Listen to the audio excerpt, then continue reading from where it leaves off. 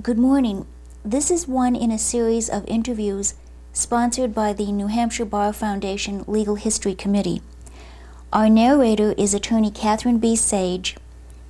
Our court reporters and video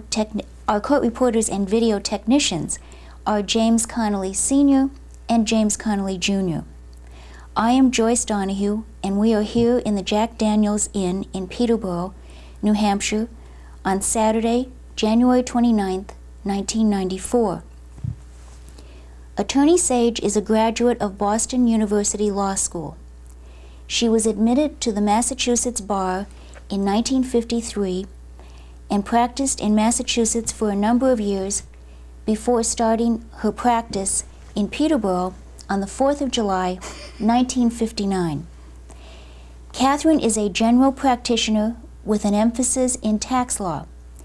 She was the first woman to practice law in the Monadnock region, being admitted to the New Hampshire Bar when there were only a handful of women attorneys in New Hampshire.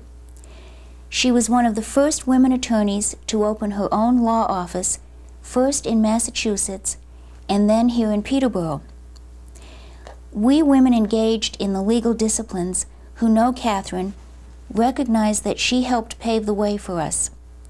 It is no secret that Judge Linda Delanus was inspired by Catharine Sage to become an attorney and then to sit as the first woman in the New Hampshire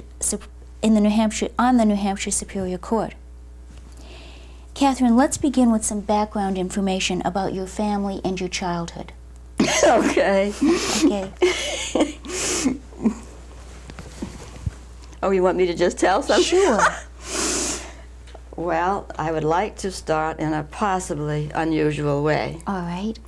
I'm very glad to tell anything anybody wants to know about my background and my childhood. But I would like to preliminarily say that it doesn't make any difference. All of us human beings are of one nature and one being. And I think it's a mistake to mire ourselves in the mud of human history, individually or personally. We might be male or female, rich or poor, northerners, southerners, black, white, Jew, Gentile, anything, slave or free. But if you take a tremendous leap into the middle of the courtroom floor from there, when you stand in the middle of the courtroom floor, you are alone. Nobody can help you. Also, nobody can hurt you. You can't turn to anybody for advice. You stand out there, and you have to, first of all, if you're thinking about yourself at all, totally forget yourself. Because you can't be a lawyer if you are entangled and enfeebled by personal sense. The loneliest position in the world is standing in the middle of the courtroom floor, but it also is maximum freedom and therefore a kind of heavenly experience.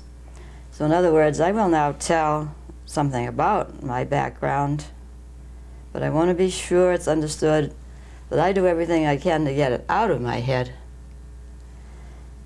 But just for the sake of setting the stage, I was born. You said I didn't have to tell when I was born, but I will. That's right. I was born May 18th, 1921, which is kind of a long time ago. But that doesn't bother me either, because I'm not dead. And I feel in some ways stronger than I did 20 years ago. We go through cycles. We don't just gradually deteriorate. We pick up strength and we lose it and we pick it up and so forth. So anyway, I was born quite a while ago. My mother's people were from New York, my father's from Kentucky, and I was brought up for the most part in Portsmouth, New Hampshire. And then I went back to New York to school and graduated from Friends Academy, which is a Quaker school on Long Island, New York. This might be kind of a bad thing to say, but my mother thought Quaker schools were good for character building. But when I came home, She said all I learned there was how to drink and swear. So much for that wasted tuition money. This was at the Quaker school? Quaker school. Oh, my word. Yes, so you really don't know when you send kids off to school what's going to happen. Anyway, I don't do either anymore if I can. I don't drink at all, and I endeavor not to swear, though I sometimes do. It sometimes comes in handy. Yes. So anyway, then I went to college, which I think was a total waste of time. Where did you go to college, Catherine? Well, first I went to Wellesley. I didn't have a very consistent educational course, which today is what is normal. Today they go in and out and around and over and up and down. In my day it was more customary to go someplace and stay put. But since I didn't really like it, I didn't stay put very well. Anyway, I graduated from the University of New Mexico because my grandfather asked me to go down there. In fact, he said he'd pay for it if I went. And I went. And why, I don't know. But to this day, I've said that my year at the University of New Mexico, my senior year, was the happiest year of my life. And I really don't know why, except that nothing happened. I really, really have always loved to study. And at that year in New Mexico, I studied. And there was also something, I believe, about the Indian culture down there that made a difference. To go from New England down there was a real culture change. And while I didn't have any Indian friends or anything, nevertheless, I picked up the atmosphere. And they are closer to the earth, closer to a natural, instinctive way of living, and they have an inner calmness. And I really think that's probably why I was so happy that year. Lots of times in my life, something that would have seemed like a bad thing or an abnormal thing or a wasteful thing really was a good thing. Anybody would rather have a degree from Wellesley than from the University of New Mexico. So it would seem as if I took a backward step when I went from Wellesley and graduated from New Mexico. But I really didn't, because I would have been deprived of what I consider the happiest year of my life. So lots of times I think that we go along not knowing what we're doing, and it comes out right in spite of us. I've also learned to trust the pathway.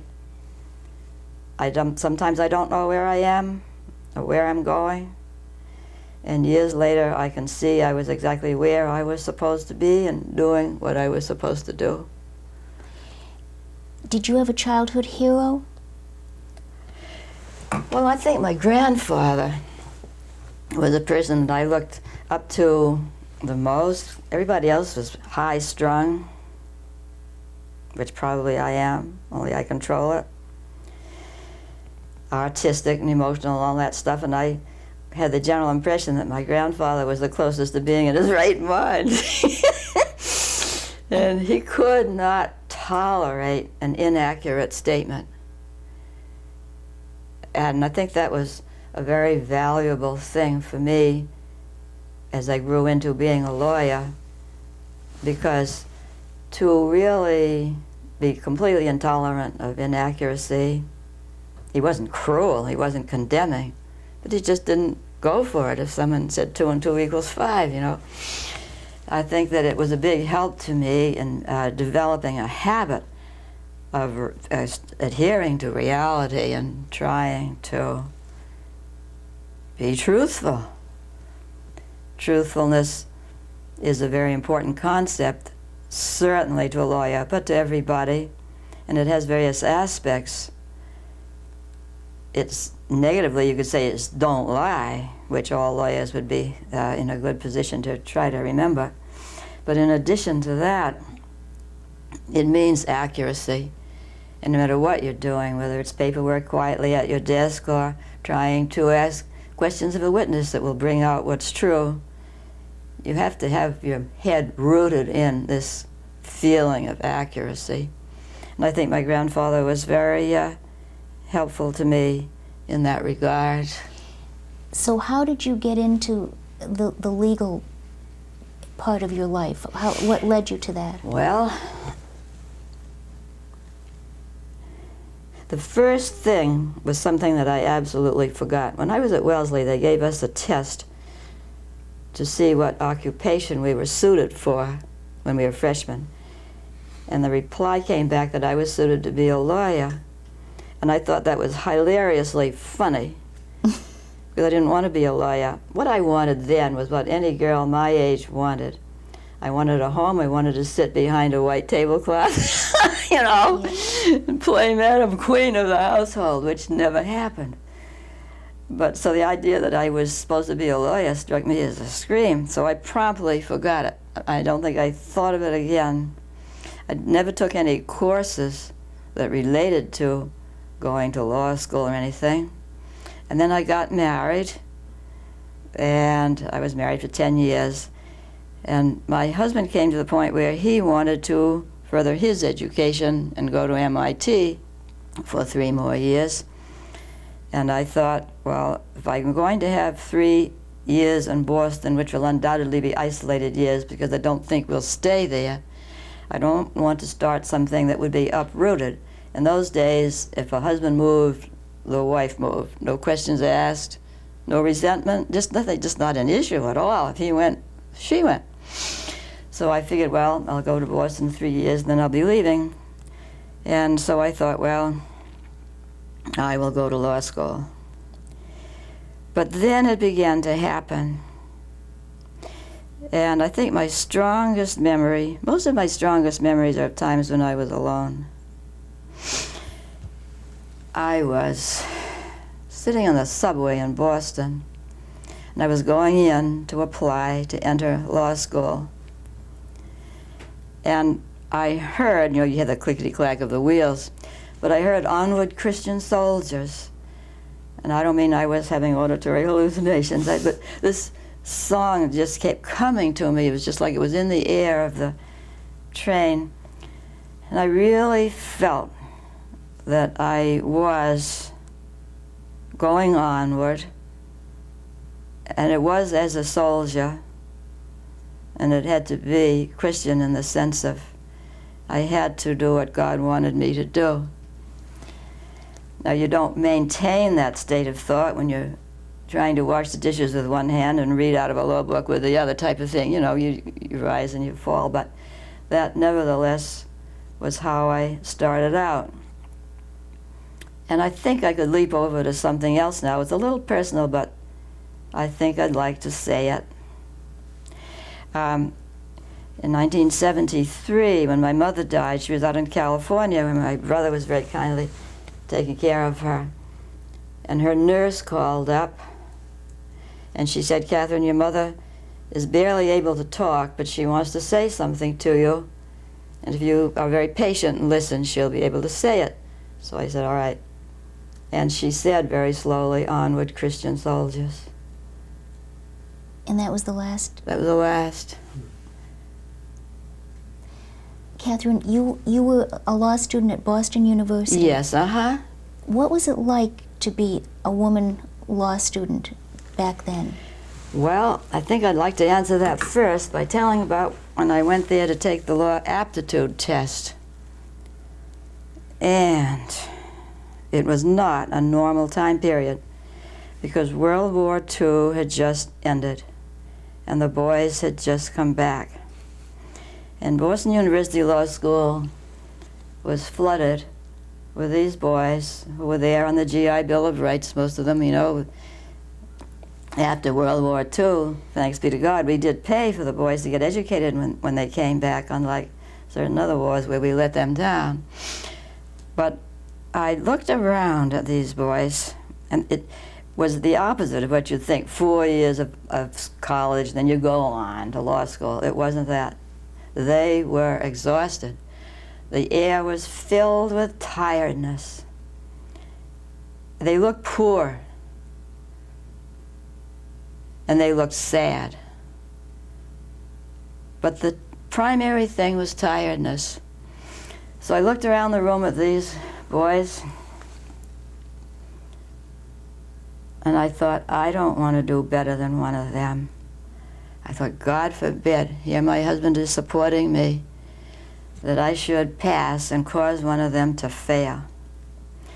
So I sat there. I don't recall if it was 2 or 3 days. But I sat there writing my answers, looking around the room and thinking, oh my God, take care of these boys. And I came out somewhere in the 90s in my percentile. I don't remember which 90, but it was in the 90s. Now that's in part an answer to your question of what was it like to be in law school at that time. But it also brings me to another point, which is I don't think there's power in rivalry. Now there I was, not praying for myself, praying for them, and I did all right. Now if I'd been sitting there saying, well, I've got to do this, I've got to do that, I've got to do well, I've got to do better than these, I might have done worse. But I think that's quite important, you know, because if you come over to the extreme of rivalry, this is a little non-sequential, but you take the Tanya Harding, Nancy Kerrigan thing we're going through now, where the way to manifest the grace, strength, and beauty of athletics is to go bust the leg of your opponent. I mean, we're living in an insane society. I think there's the false belief that hatred is power and love is weakness. And I think it's the exact other way around. Hatred will destroy you to the point where you can't function. And love is the power. You could say it's in religious power, but if you were an absolute atheist, it would be perfectly all right. Even humanly, it's love that creates and builds, and that's where the strength comes from. If you're sick, love gets you well. Hatred makes you sicker, kill you if it gets bad enough, and so forth. So back to BU. With all due respect, I didn't learn much there.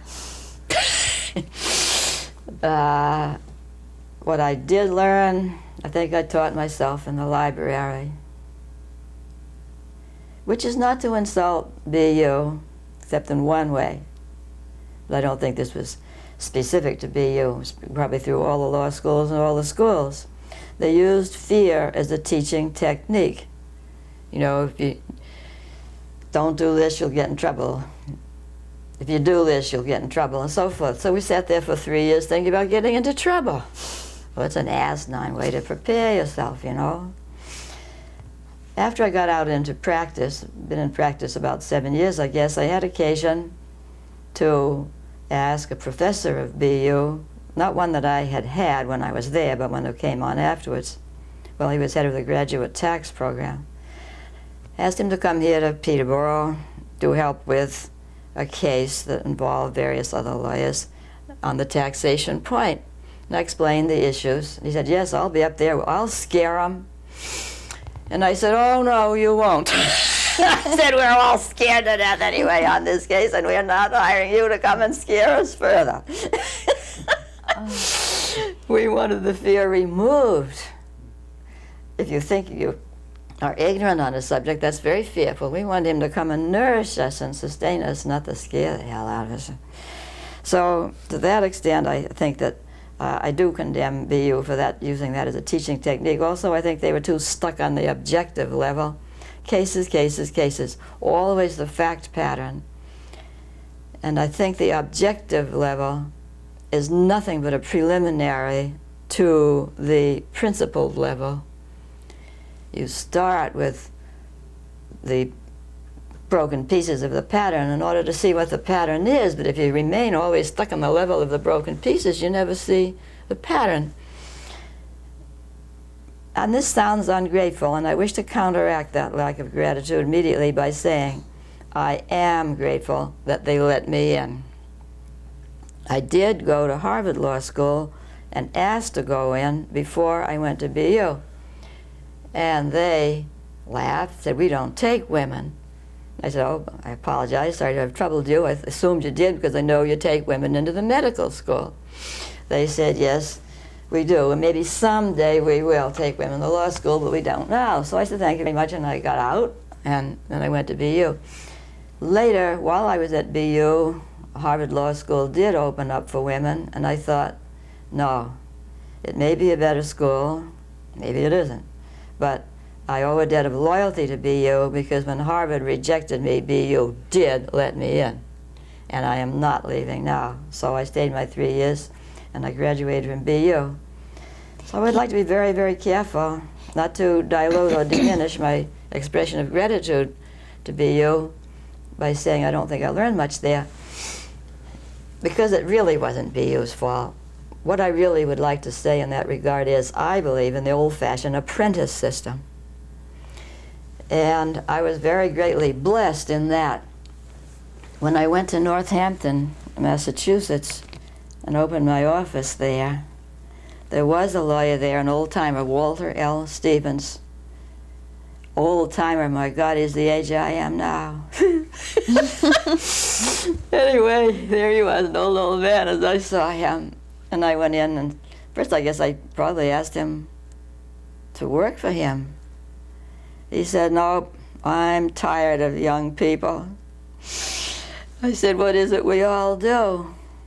He said, "You hang around till you get useful and then leave and take clients with you."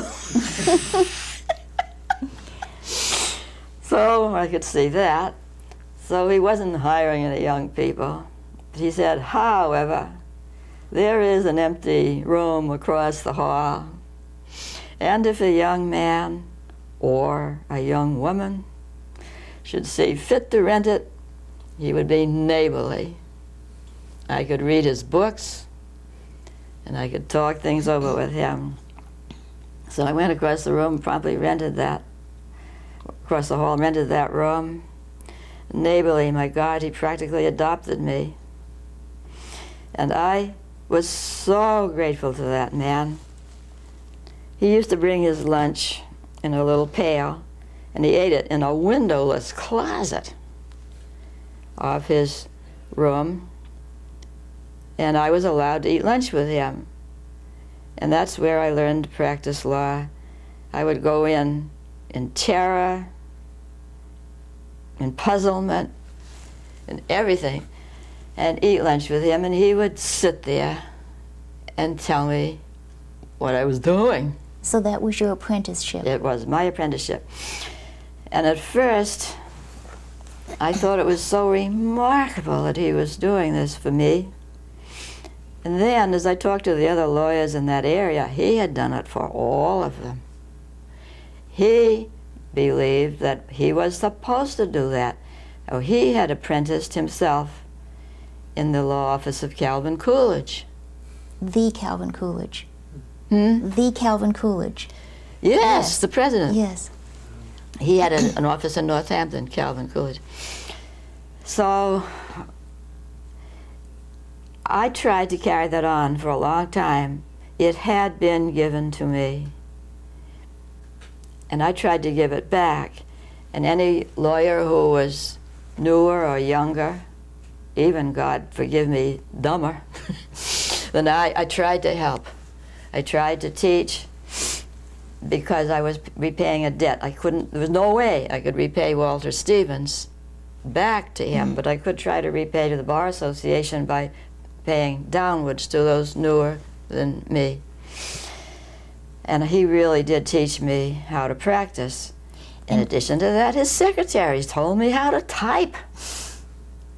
And Catherine, you are always available for the younger and not so younger lawyers on the telephone. When Always. Day and night, you're there. If they Day need and you. night, yes. I have an extension in my office phone on my bedside. And day and night, I would never fail to help another lawyer. And it isn't that I have such marvelous giving character, it's this apprentice system. I think that I'm just paying a debt. It was given to me. So when I say I didn't learn much at BU, I repeat, I'm not trying to insult BU, it's just the wrong system. Now, on the other hand, Walter L. Stevens once saw a whole bunch of notebooks I had on different subjects I had made in law school. He admired those notebooks. He said, "I've never had time to make a whole notebook on a subject." In other words, when he was learning, he was working. So I guess if we could combine the best of the two systems, we'd have something of the best. That is, the actual reality of practice. If you come out of law school, just come out of the library, you don't know the front door from the back door of the courthouse. You don't know where it is. You don't know what to do when you get there. Someone wants to buy or sell a piece of land, you don't know how to do a deed. So you have to have this practical daily life in addition to how to do the work. The apprentice system will teach you how to relate to the clients and how to relate to the court and how to relate to each other. But it may leave out the sustained, concentrated outpouring of information that you might get in school. So in other words, I think if we could combine the best of the two. But if there has been some recent loss in the legal profession, I don't know about what, getting over academic instead of the old apprentice system might have something to do with it. Catherine, just jumping back a little bit here, you were a classmate of Judge Batchelder at BU, I right? was. Bill Batchelor and George Ray and I all went to BU together. We took all the same courses, and because we were all serious students, we always sat in the front row. So we generally sat alongside of each other, and if one of us had to be absent for any reason, we could borrow notes. And we studied together, sometimes for exams, and I love both of those boys very, very much. They were like brothers to me. They were good and kind to me. And I can certainly say that William Batchelor was a conscientious, careful, kind, sincere, perpetual student, and I'm not surprised that he is doing such a good job on our Supreme Court. And I believe George Ray, I know he's lived a very useful life serving his clients in his individual practice. It was funny because we were in Massachusetts. They were mostly telling Massachusetts laws, but if the professor knew that New Hampshire had a different wrinkle, he'd say, well, now in New Hampshire. And George and Bill would grab their pencils and start writing and writing. And I didn't know I was coming home to New Hampshire at that point, so I didn't do that. But I was always, of course, very interested to hear the mention of the word New Hampshire, because that was my home. Catherine, would you share with us some of your recollections about some of your major cases? Yes. There were some guardianship cases that you were telling me about last summer. The reason I'm sitting here a little silently is a good reason, which I think I better explain. One of the great big duties of a lawyer is to keep our mouth shut. Client confidentiality. Yeah. Yes. It's a serious sin to go tell anything about clients and about cases. And I have never yet seen a lawyer who was even tempted to go out in the street and blab, blab, blab. We know better than that.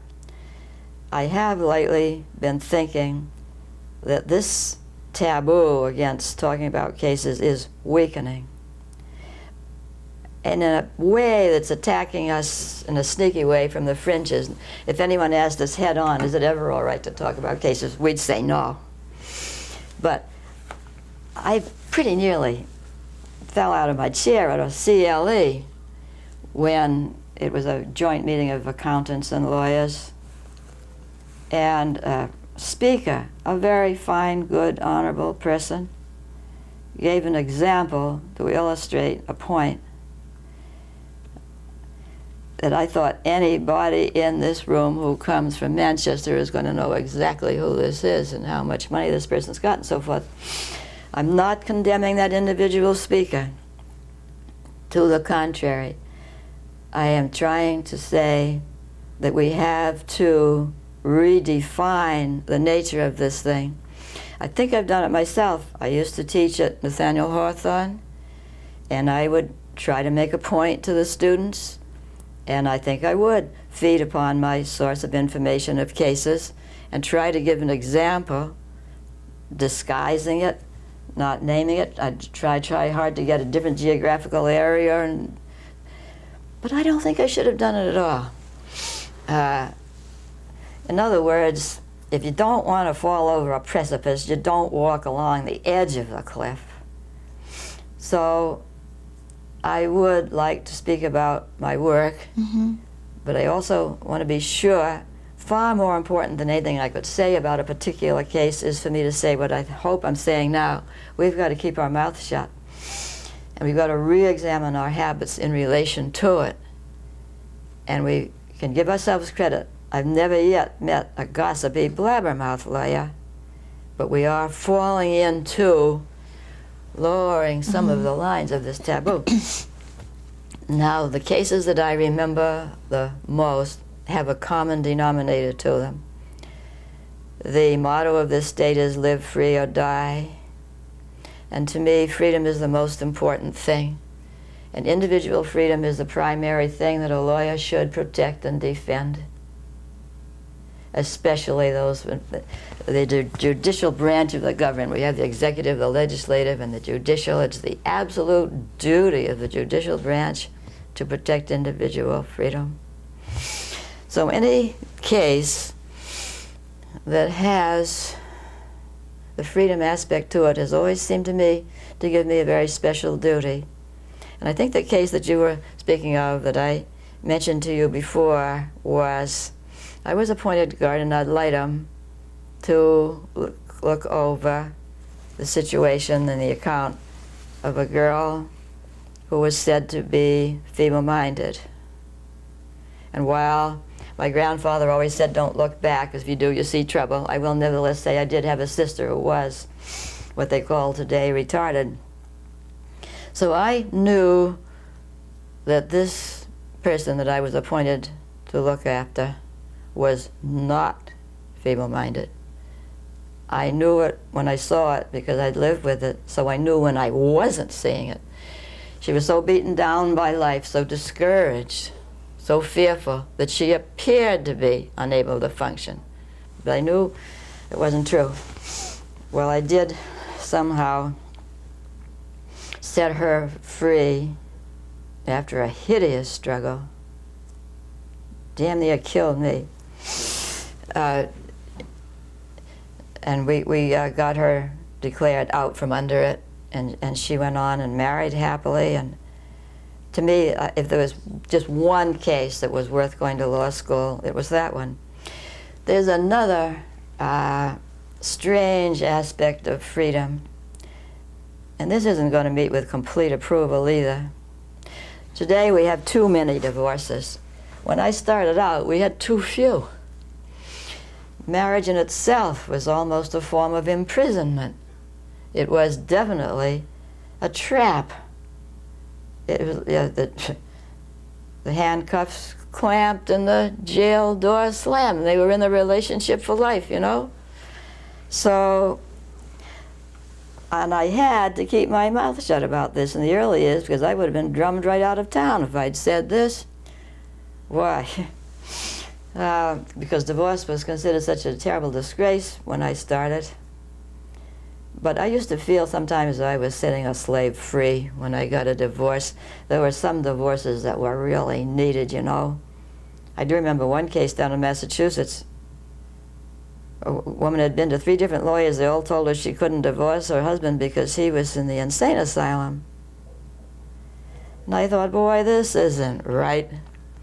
Why should she be a slave the rest of her life? So anyway, we hired the psychiatrist to come out, and he testified for us that the guy wasn't so crazy, but what he wasn't able to provide the necessary intent to get to provide his wife with divorce. So the Catholic judge granted the divorce, and afterwards he said to me, if he isn't crazy, what have they got him up there for? But anyway, we set the captive free. So this was before the no-fault divorce. Before no fault. Yes, I have a special request from Honey Hastings. Yes, I know. She wanted me to say something on this about no-fault divorce. I think this is rooted in the function of the legislature in its relation to the function of the judicial branch of the government, and in the fact that this whole thing is in the hands of the collective body of the people. The government, any branch, cannot go ahead of the people, also can't lag very far behind them, because they're going to rebel and overthrow and ignore and so forth. But I don't like this no-fault divorce thing that's coming along now, and I think I'm probably in a minority of one in saying that. That is, I don't like the irreconcilable differences having caused the irremediable breakdown of the marriage much, because it doesn't say anything. I feel sorry for the judge. I've often said to my clients, give the judge a break. Let the judge, forget yourself, forget your spouse, give the judge a break and describe what this thing is all about. After all, the final responsibility of the judges and so forth. Well, when you take the paperwork of irreconcilable differences, the judge doesn't have a clue of what it's all about when you start. Now, New Hampshire did have an early case, and you brought it with you. What was the name of that case? Yes, that's the Robinson case. Robinson case. Do you happen to have a date of that, roughly? Just roughly? Yes, it's, well, it was back in the last century. That's all I need to know. Yes, yeah. June 1891. And it's reported out in... You mean 1891? 1891. Okay, so what's new about no fault? Robinson v. Robinson. If I understand correctly, New Hampshire is the first state to have pure no fault. We needn't sit around thinking that irreconcilable differences is the first no fault. In this early case, 1891, think of that. 1891. If I remember correctly, the man was a druggist. Yes. And the woman was a Christian Science practitioner. And it was acknowledged. She was a good mother. The place was clean. The meals were good. She was a good wife. She did everything she was supposed to do, obeyed in every way and all that. But she was driving him crazy. Naturally, the poor guy, he's out there trying to earn a living selling drugs, and she's against the whole thing. So she went to the Supreme Court. He did get his divorce, because naturally he had all the doctors and druggists in there testifying. But they did find that she was not at fault. That's right. Yes. Back in 1891. You've got it. Yes. 1890, she was not at fault, but she was divorced just the same. Right. And the Supreme Court plainly explained it wasn't saying she was bad. It was saying the effect on him was such that he needed to be saved from that effect. So it was pure no fault. That is, we don't say this person is bad. We just say the other person shouldn't be a slave to the situation that is endangering the health or reason. That's real no fault. You were also telling me that back before the no-fault divorce, you had to be much more creative in drafting the libel. Oh, yes. We used to write real libels. And we got through writing a divorce libel. The court could see what happened. The two grounds I used to use the most were if the client had been beaten up by the spouse, I would bring cruelty, which was translated in those days to be extreme physical cruelty. They didn't have to be half killed. If they were mostly killed, that was enough. But if they weren't physically injured, then we would use, or I would use, that the other side had so treated my client as seriously to injure his or her health or endanger his or her reason. And in actual truth, that's what was happening in most of the cases. When people want a divorce, they don't want it because this person is unworthy of me to be married to. That isn't what they say. They say, I can't stand it any longer. So I really think that conduct endangering health or reason is closer to true than any other thing. So when we got through describing that, the judge would know, and the other side would know what we believed the problem was. Now a very, very weird, old, strange thing has been coming about with this irreconcilable differences. The first time it happened to me, I couldn't believe it. That is, blackmail is setting in. The idea is, the other side will file against my client for divorce, irreconcilable differences. Then they would begin to sneak around and say, of course, we really have grounds. We really know he's sleeping with the next door neighbor or whatever. And if we get a proper settlement, which is all, we won't amend. Now, if that isn't blackmail, I would just like to know what is. So are you saying, Catherine, that the ability to amend the libels should be less freely given? Well, when I started, I believed, whether this is written in stone anywhere or not, I don't know. I always believed that if you did not bring a ground at the time that you first filed, you could not go back and pick it up. The very fact of not using it was an act of condemnation, in a way. But for whatever legal theory, whatever reason, I thought you use it now, you never do. In other words, you can't kill the other side by inches. Shaft them if you're going to shaft them, but don't carve them up 1 inch at a time. So there was none of this stuff about, we'll bring a mild plight grounds now, but if you don't give us what we want, we'll go back and bring some more grounds and so forth. Now, the justification for it seems to be that you don't want to overkill, so they're being kind and decent and not publicly disgracing the situation by telling more than they need to tell to bring about what they think they should have and all that. But just consider the blackmail aspect. Now, the first time that I was overtly blackmailed, or my client was, I said to my client, this is blackmail. He said, yes, it is. I said, we can't do that. He said, no, we can't. So I just kept my distance from the other side. I felt like I was dealing with something very unclean, and I would not give in. All they wanted was everything. So my client fired me and went to somebody who would submit to the blackmail. So how would you change this if you could change it? How First would you of all, change it? just plainly, simply recognize that's what it is. The fact that it's being done is part of the problem.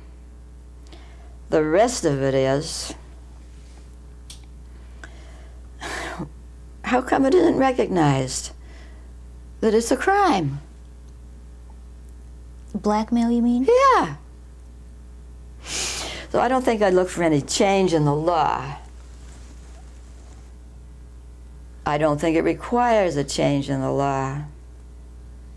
I think it requires each individual lawyer, one at a time, absolutely alone, to say, am I functioning in a rightful way here?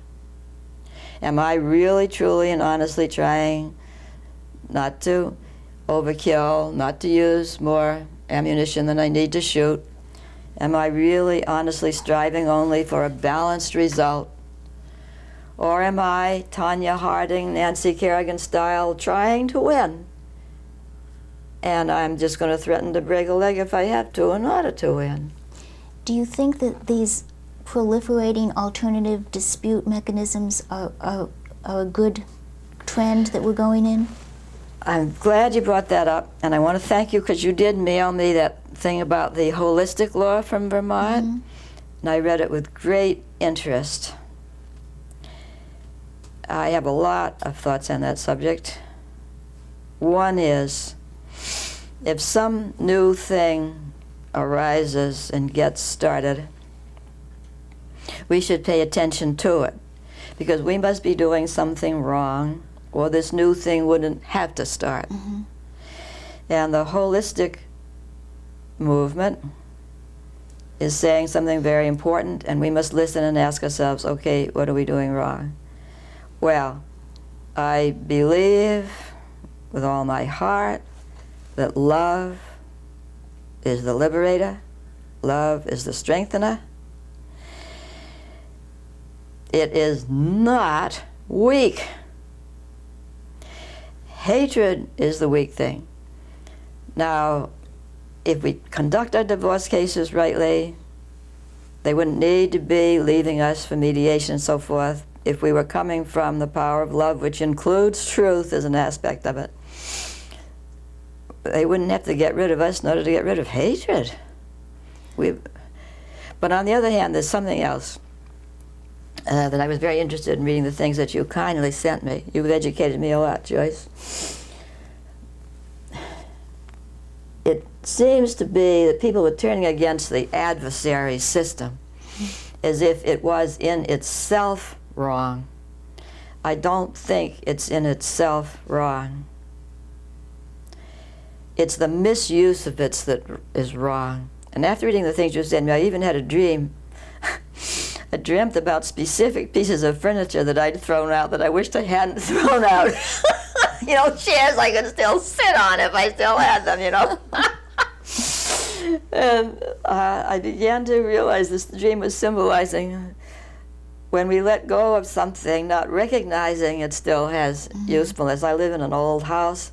I have sometimes made structural changes, and not until after I made the change did I realize the original purpose of the way they had it in the first place. You take a useless pipe out of the ground and it turns out to drain the whole backyard into the river, and so you're driving in mud. I mean, if we fail to recognize the value of the adversary system,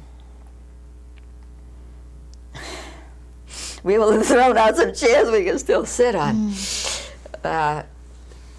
If you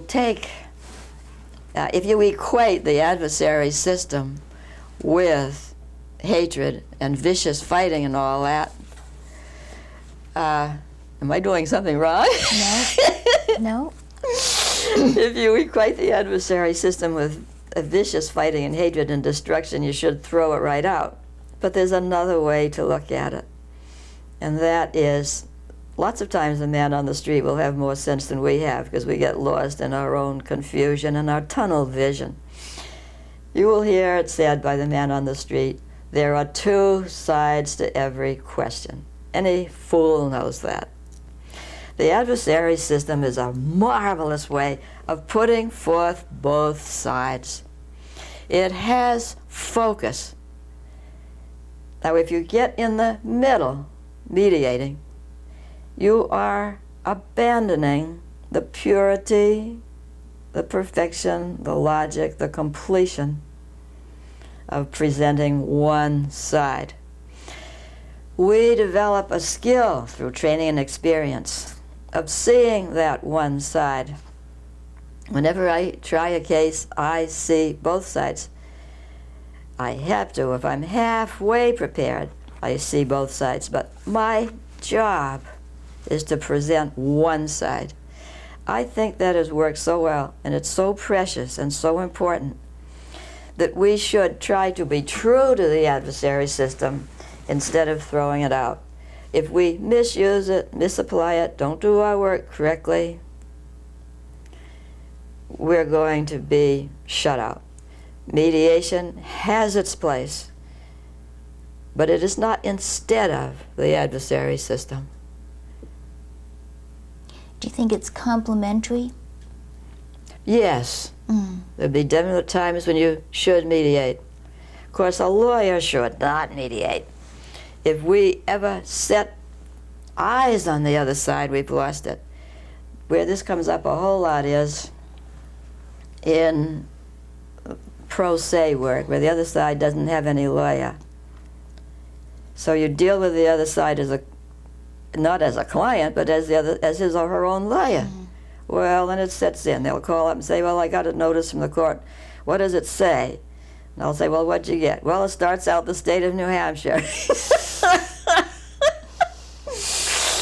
So then they go down. A lot of the county and SS, they want to know what SS means. And so far, I can go along. It's all right to talk to the opponent about the fact that we're in the state of New Hampshire, and SS means Shire Shrift. For their purposes, they can forget it. Although it's very interesting historically what it does mean. The only person in the county who could read and write, the Shire Shrift, the writer of the county, would get the word from the king to go tell so-and-so. But if I get into all that with the opposite side, it's not going to work very well. But the relationship begins to set in. He's using me as a teacher. So then my client is going to call up and say, well, I hear you were talking to my husband and you said this, that, and the other. There is no way that mediation and adversary procedures can meet, I don't think. Of course I'm not against mediation, but I am against throwing out the adversary system without even knowing what it is that we're throwing out. Because it does work on the two sides to every question theory. And there's the basic issue of loyalty.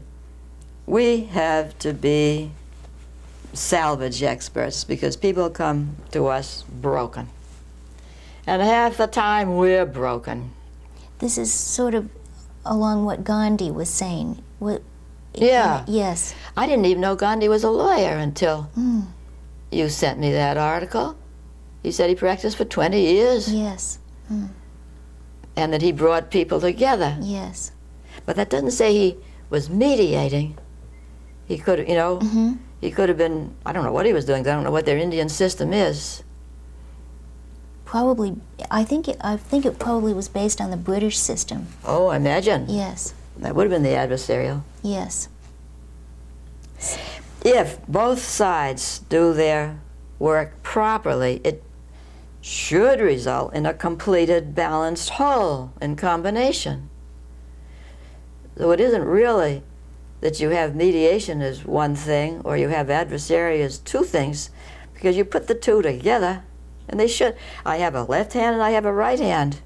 In a way, they're in opposition to each other in the literal sense of the word opposition, but usefully so.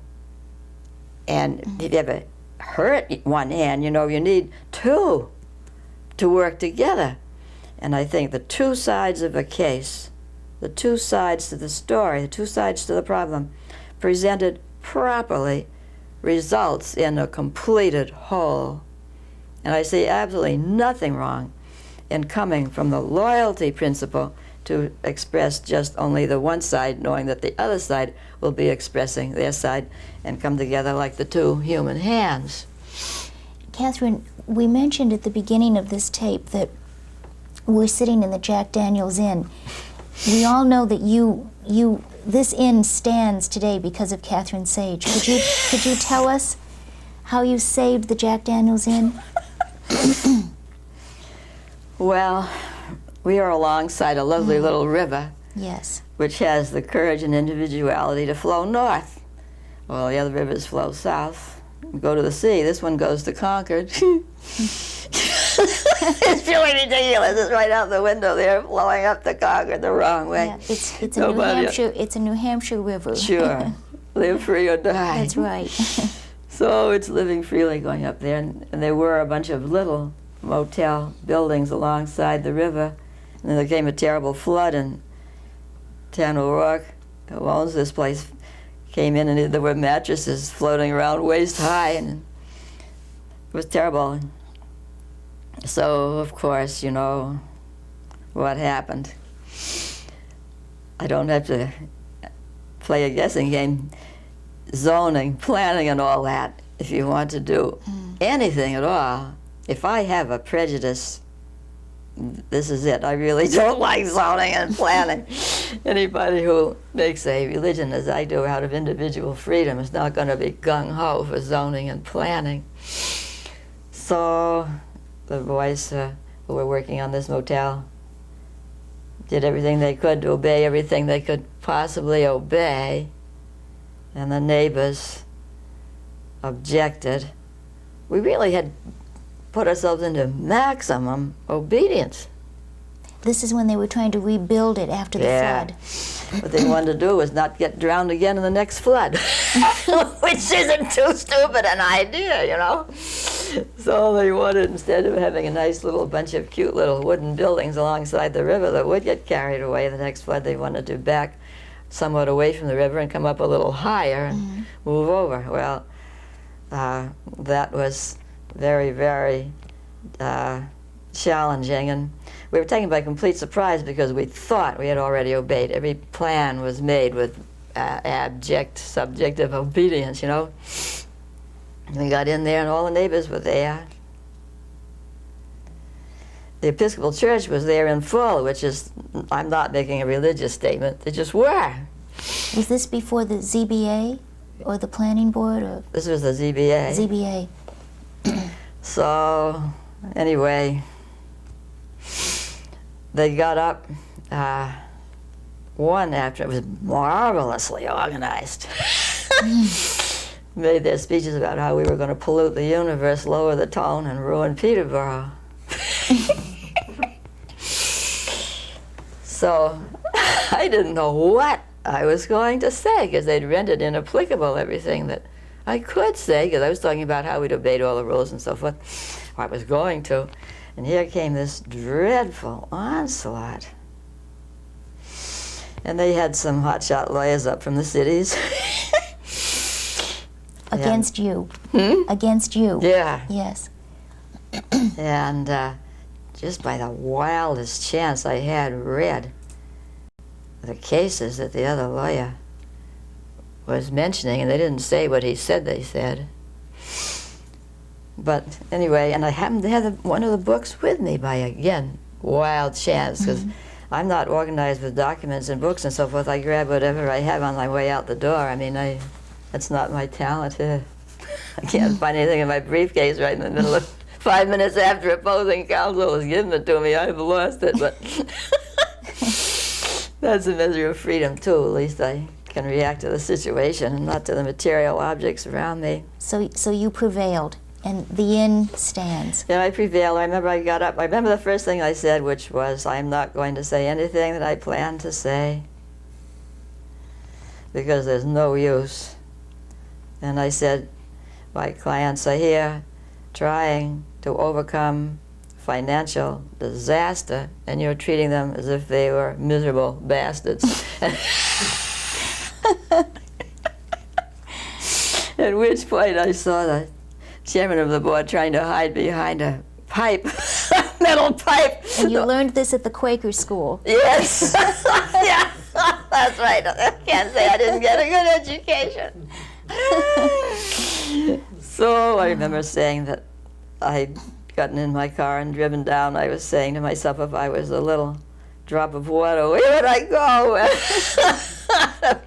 If I was coming down the hillside across the street there, I wouldn't bump into the next door neighbor's house anyway. I'd go right straight into the river, you know. And then they said we were lowering the tone of the neighborhood. I just said if we should accord with the neighborhood, what should we accord with? The tombstone carver or the garage or the florist? I mean, well, anyway, here we are in the motor inn, and I'm glad to be here, and it's serving a useful purpose. But back to the freedom issue, I think it's very marvelous that the tide is turning, and it is being recognized, and our Supreme Court is doing beautiful, marvelous service in pointing out and steering this thing away from an absolutely fascistic, anti-individual, anti-private ownership of property. The thing that I can't understand is the conservative individuals who are against the private ownership of property, and they don't seem to know it. Way, way, way back, the king used to own all the land, right? And the individuals only own personal, movable things. Well, we're getting back to that. If the government is going to have all to say about how you use your land, it's a 1,000-year throwback instead of a forward-looking protection. I've been accused of being a throwback to the frontier and my belief in political freedom, but individual rights. But anyway, forget that. Along the way there, I was speaking about salvage experts. Mm-hmm. People do come to us broken. Like this motel came to me when it was flooded. Oh, what a mess. What a mess. Huh. The buildings moved around. I mean, the water's powerful. Water's real powerful. So I think what things like that do financially. And when they come for divorces, it's total wreckage and so forth. And I always say to my clients, and I say to myself too, we can't look back. That's something my grandfather used to say. He used to say, Catharine, never look back. If you look back, you're going to see trouble. Now, I wouldn't try to walk across United States 202 out here if I was looking backwards while walking forwards. I'd get clipped off and that'd be the end of that. And I often think, if we were on a big ship out in the ocean and the ship sank, assume it's a marvelously equipped, beautiful ship, and for some reason you didn't drown, and you were washed ashore, and you weren't dead.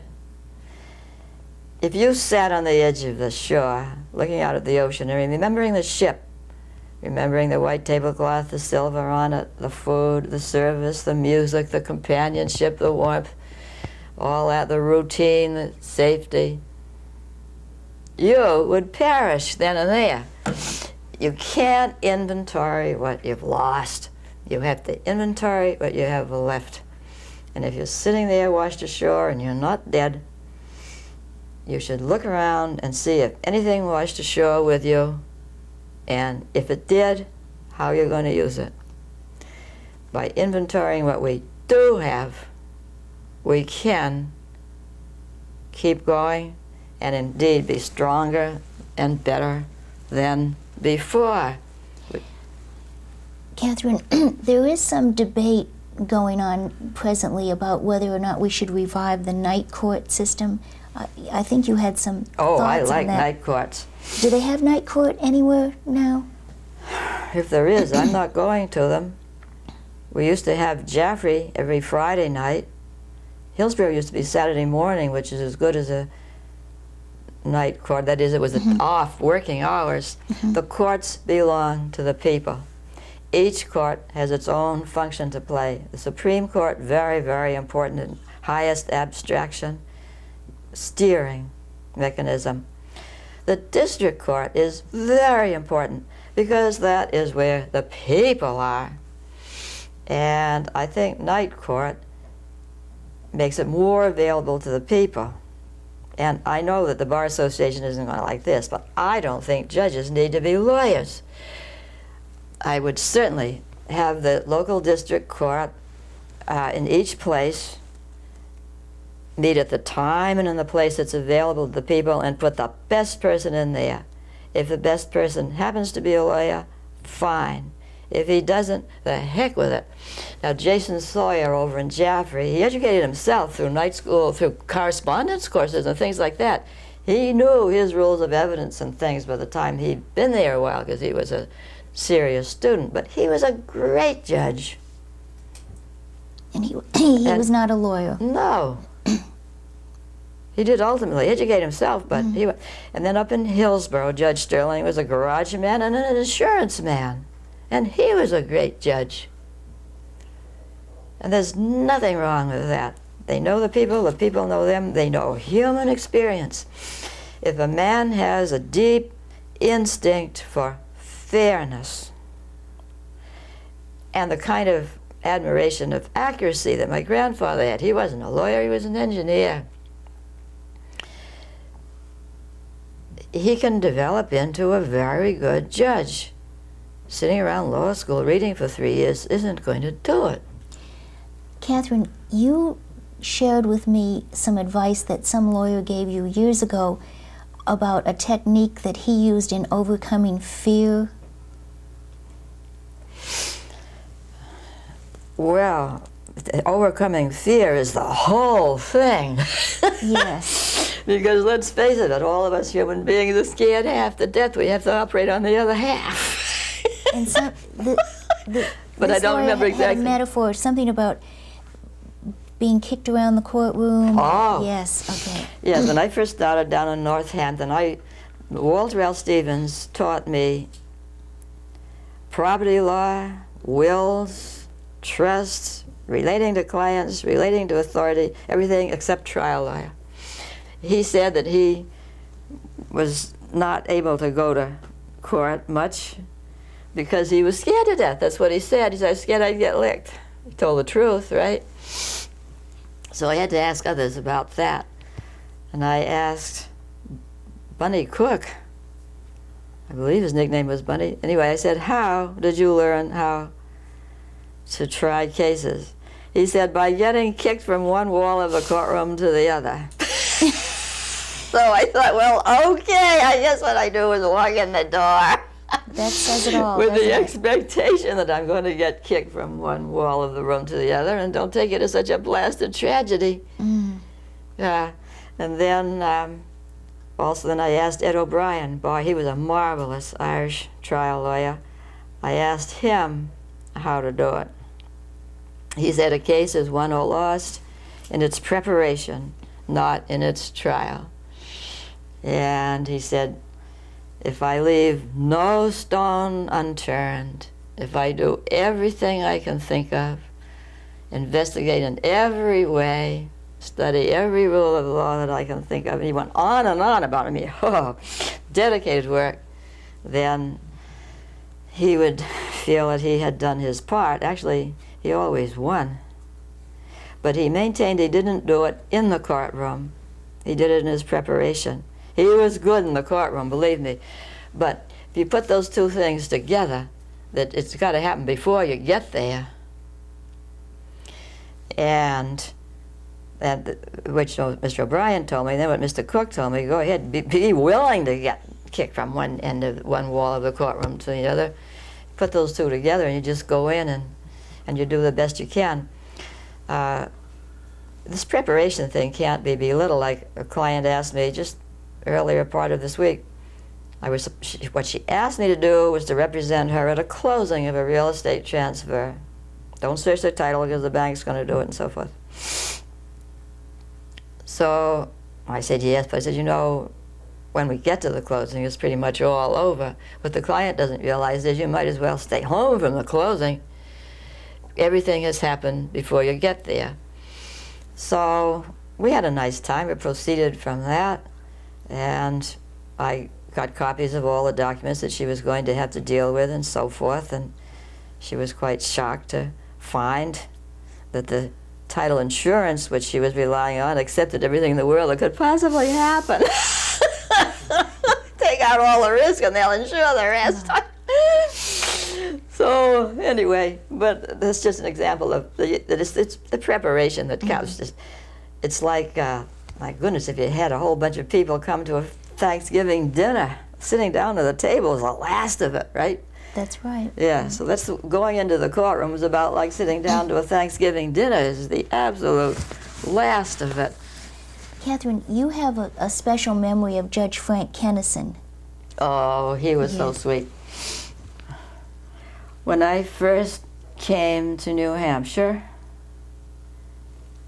I was asked to represent a woman in a divorce who was a New Hampshire girl, and she had come home to New Hampshire, but she had lived elsewhere with her husband. And in those days, incredible as it seems now, a woman had no right to establish her own domicile. The domicile of the woman followed the domicile of the husband, even if she'd never set foot in the place. Where he lived, she lived, and the kids likewise lived. So I was very puzzled as to whether I could get this case into the court at all, being that she came back to New Hampshire apart from him. He was never domiciled here, so she was never domiciled here, so how could she get into the New Hampshire court? So I thought, well, I'll try it. But I went up to the Supreme Court Library in Concord for a long time. I went day after day, and I read and read. I did prepare. And Judge Kennison was up there, and I couldn't speak to him. My goodness gracious, a lowly lawyer wouldn't dare to say how do you do to a Supreme Court judge at that point. And he didn't speak to me either. But he was walking around, and apparently he looked over my shoulder and saw what I was reading. And he apparently did it quite a lot, because he saw what I was reading to the extent that he figured out the issue I was tangling with. So about the third day that I was up there, he didn't say a word. But he came down and he put a book down in front of me, open to a particular place, and it contained an exact little nutshell discussion of the problem I was tangling with about the history of the flow of a woman establishing her own domicile. And I felt like crying. I mean, it was like an angel, you know, to think that he would care enough about a young lawyer to pay any attention to what I was trying to think about, and to think that he would find the answer for me, put it down, and never say a word. And I never said a word either. So I wrote up a brief on the subject, and I took it to court with me, and I said to the clerk of court, I don't know if this question is going to come up or not, but in case it does, I have a brief. She said, all right. I said, shall I hand it in beforehand? She said, no, why don't you just take it with you and see how it goes. So I went in, we told all the truth of the facts to the judge, and he kept staring at this brief that I was obviously holding. I guess the clerk probably told him I had one. But he never raised the point, he never asked for it. But at least it wasn't going to throw me if it came up. Yes. You know, I was ready. And that's an example of how the law changes, because New Hampshire just went ahead and let a woman establish her own domicile because it was such a sane thing to do, and it wasn't encumbered by the past history that she couldn't. Wasn't there a clerk of court over in Hillsborough County that was very helpful to you? Oh, yes. Carl Randall was clerk of court in the Hillsborough County Superior Court. He was so good to me. He had the power somehow of removing fear from me. He was very impersonal. He always kept his distance from everybody. But he was there.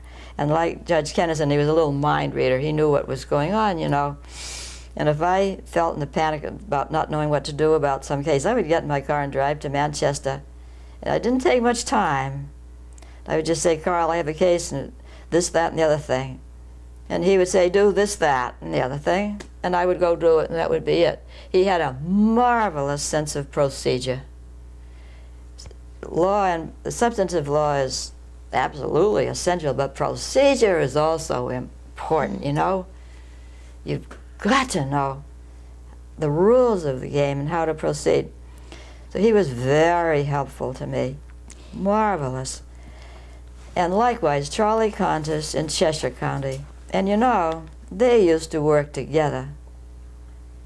For instance, one time I had a jury trial in Manchester in the morning. I had another one.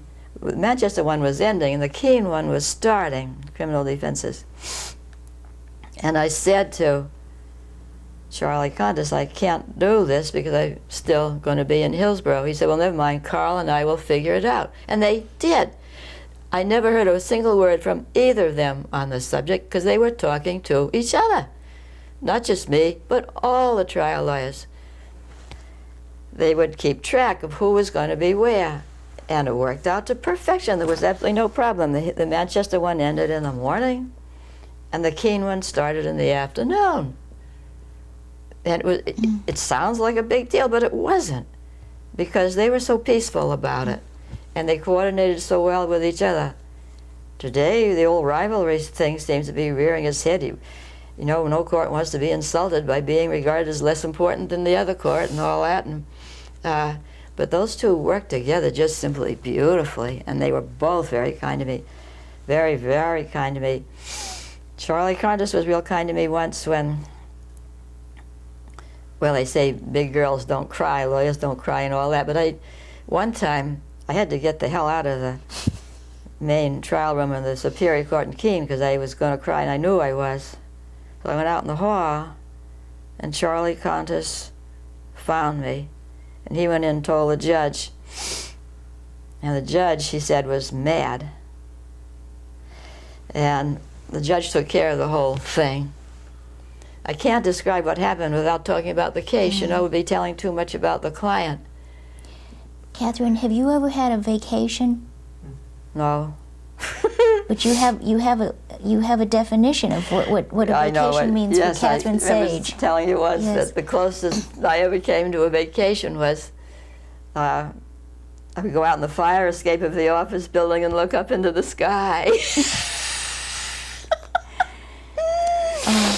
I never had a vacation, not out of self-deprivation, but I don't want one.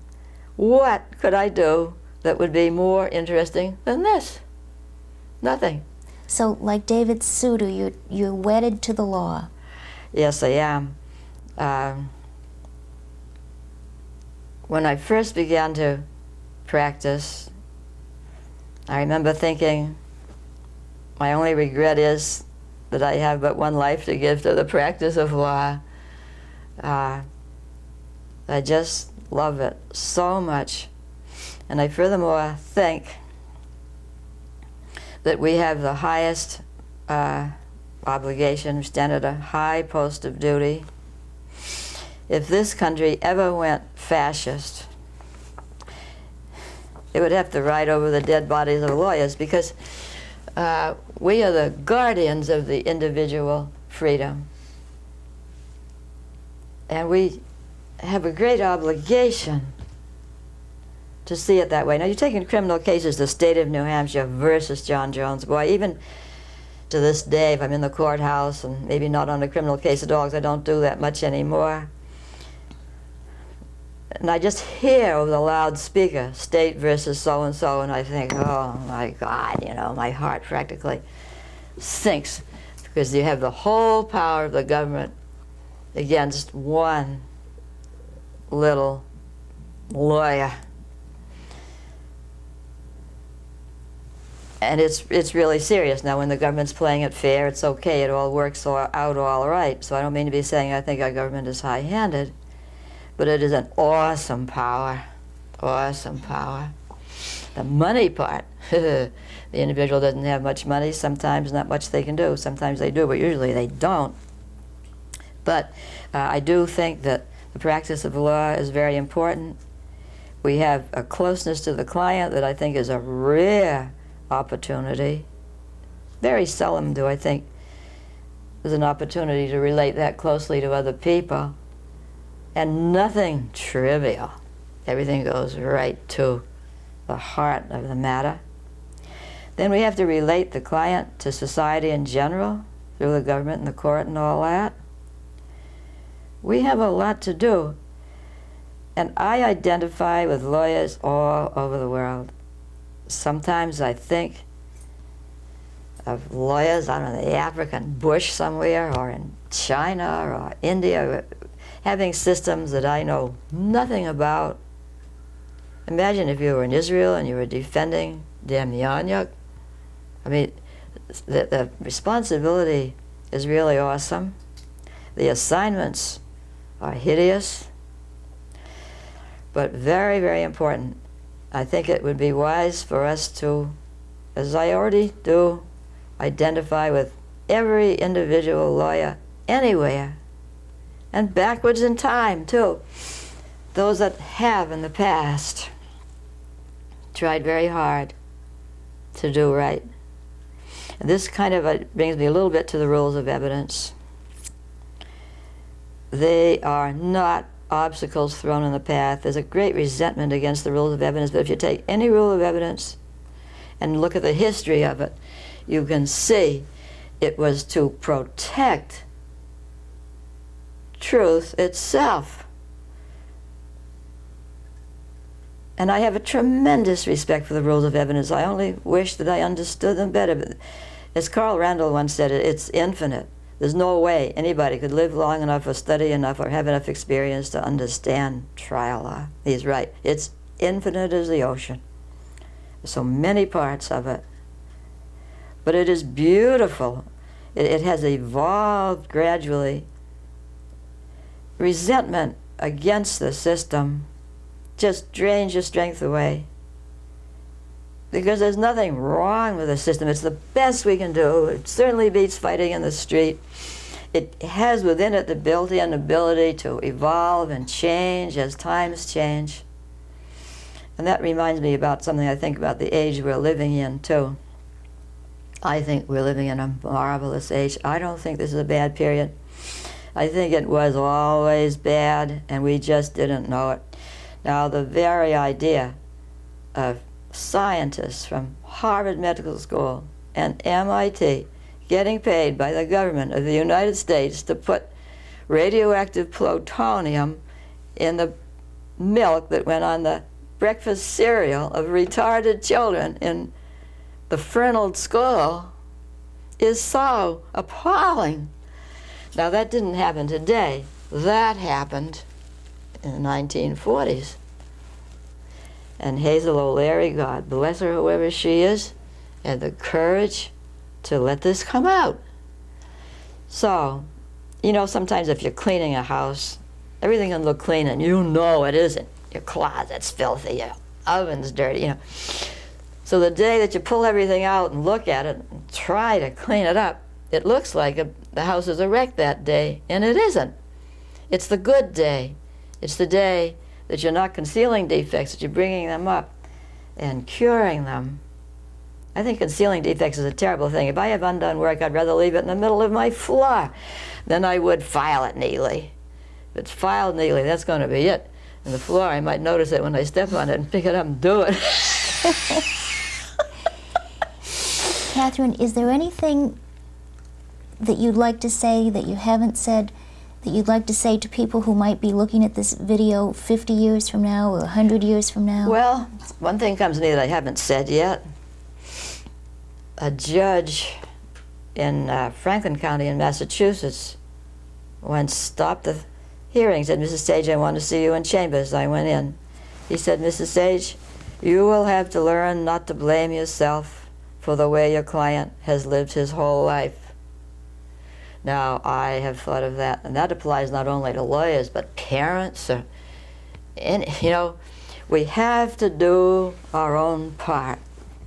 We have to play our own bass. But we can't take upon ourselves condemnation for that over which we had no control. And I do have to do the very best I can for my clients. But I don't have to condemn myself if I have an incomplete healing of their situation, if it wasn't possible.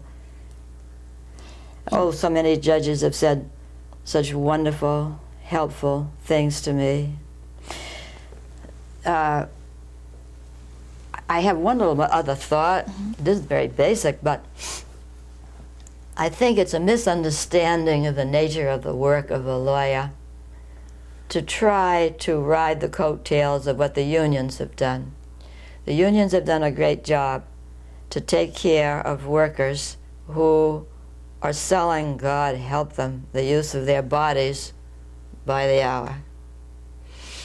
But we are not doing that. I think time charge for a lawyer is ridiculous. We're bogging down into bureaucracy now. All the records, they talk about the medical profession drowning in paperwork. We're drowning in paperwork.